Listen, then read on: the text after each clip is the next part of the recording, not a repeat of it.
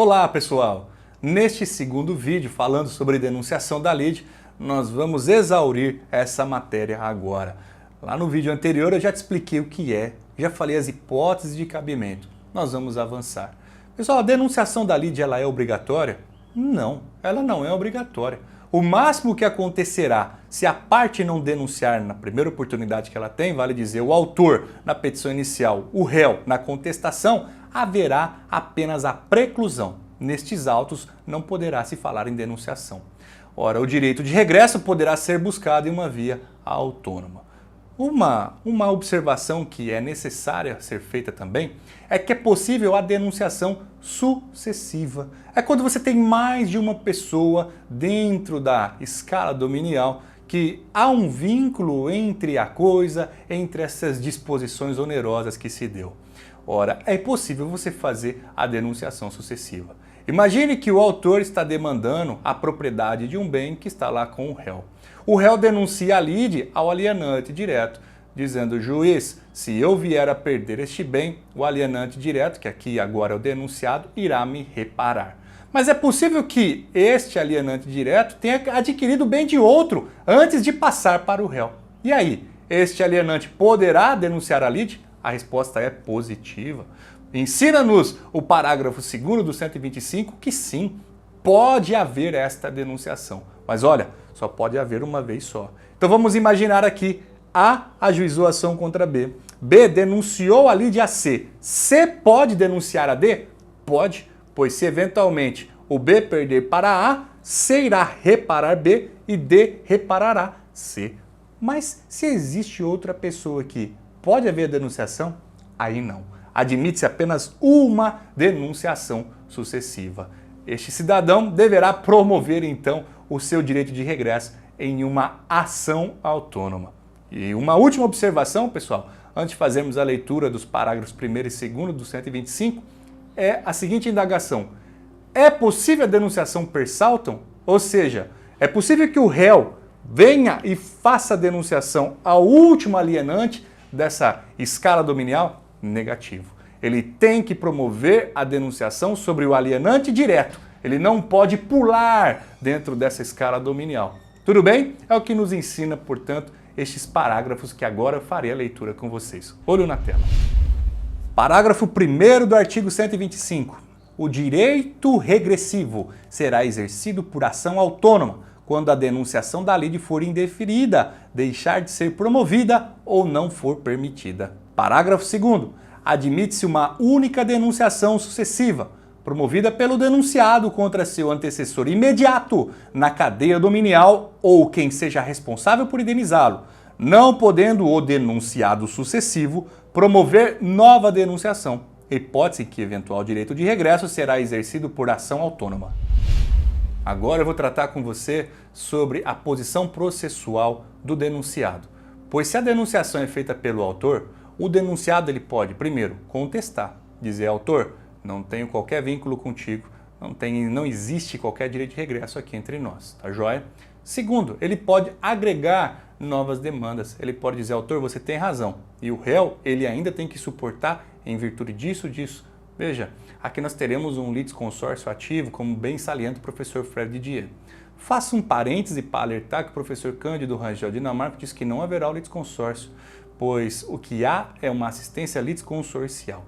E o professor Cândido Rangel Dinamarca, aproveitando o gancho, né, pessoal, já que eu comecei a falar, ele diz que é impossível o litisconsórcio ativo, pois se o autor faz a denunciação na petição inicial, como que o autor irá sobrepor-se sobre outro autor? Porque se tem litisconsórcio, tem mais de um sujeito no polo ativo.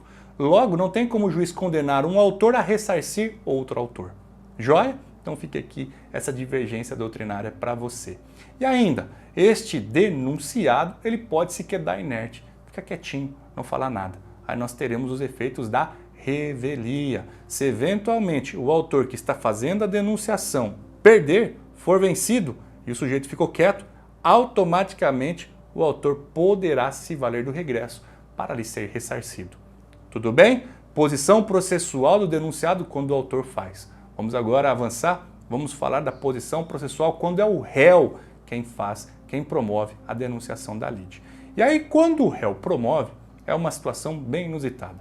Por quê? O denunciado, ao receber então a citação dessa denunciação, ele pode contestar o pedido do réu. E aí ele vai dizer, eu não tenho nenhum vínculo, está tudo errado. E perceba que mesmo que ele diga, que ele contrarie o que o réu diz, ele ainda pede ao juiz que aquilo que o réu diz seja procedente, seja, no caso, acolhido, né? Porque o que o réu diz? O réu diz que o autor não tem razão. Então, o denunciado, nesse caso, ele contesta a denunciação e ainda diz que o réu tem razão sobre o autor. Então, perceba que ele aqui, ao mesmo tempo que ele é adversário desse lado, ele é adversário do outro, mas ele torce por esse. Olha que interessante, né?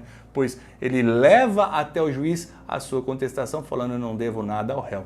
Mas, juiz, o réu tem razão, hein? O autor aí julga improcedente. Porque ele sabe que se for provido o pedido do autor, o réu sendo condenado, as chances dele vir a ter que ressarcir o réu são, gigantes. Tá joia? Mas além de contestar, este denunciado pode calar a boca, ficar quietinho, quedar-se inerte. E aí o que acontece? Acontecerá também os efeitos da revelia. Se ele ficou quieto, não falou nada, significa que ele está ali sendo revel. E esta imputação de que o réu está falando, o denunciante, vale dizer, está dizendo, juiz, ele tem que me ressarcir, como ele não combateu, prevalece, ele tem que ressarcir. Se eventualmente o réu for condenado a ressarcir o autor, e então este denunciado deverá ressarcir o denunciante. Joia, pessoal? Tudo bem? Vamos então fazer a leitura de alguns dispositivos para arrematarmos essa matéria. Olho na tela. Artigo 127. Feita a denunciação pelo autor, o denunciado poderá assumir a posição de litisconsorte do denunciante e acrescentar novos argumentos à petição inicial, procedendo-se em seguida à citação do réu. Artigo 128. Feita a denunciação pelo réu. Inciso 1. Se o denunciado contestar o pedido formulado pelo autor, o processo prosseguirá tendo na ação principal em litisconsórcio denunciante e denunciado. 2. Se o denunciado for revel, o denunciante pode deixar de prosseguir com sua defesa, eventualmente oferecida, e abster-se de recorrer, restringindo sua atuação à ação regressiva. 3. Se o denunciado confessar os fatos alegados pelo autor na ação principal, o denunciante poderá prosseguir em sua defesa ou, aderindo a tal reconhecimento, pedir apenas a procedência da ação de regresso. Por que isso, pessoal? Porque a confissão, ela só gera efeitos a quem está confessando, o confitente, nos termos do artigo 391 do CPC. Olha que bacana esse dispositivo, vamos ler ele, 391. A confissão judicial faz prova contra o confitente, não prejudicando, todavia, os litisconsortes. Parágrafo único do 128, voltando, olha ele aí, procedente o pedido da ação principal, pode o autor, se for o caso, requerer o cumprimento de sentença também contra o denunciado nos limites da condenação deste na ação regressiva. E o artigo 129. Se o denunciante for vencido na ação principal, o juiz passará ao julgamento da denunciação da lide. Parágrafo único. Se o denunciante for vencedor, a ação de denunciação não terá o seu pedido examinado, sem prejuízo da condenação do denunciante ao pagamento das verbas de sucumbência em favor do denunciado. Sintetizando estas últimas ideias, pessoal, se o denunciante for vencido, aí neste caso o denunciado terá que ressarci-lo, se assim considerar o órgão judicante. E o autor vai poder promover diretamente o cumprimento de sentença sobre ambos. Poderá, inclusive, somente contra o denunciado, como já tem admitido a nossa jurisprudência pátria. E se eventualmente o denunciante for vencedor, o juiz vai ter que julgar prejudicial a denunciação, pois se o denunciante venceu, não há que dizer em regresso, de modo que a denunciação resta prejudicada.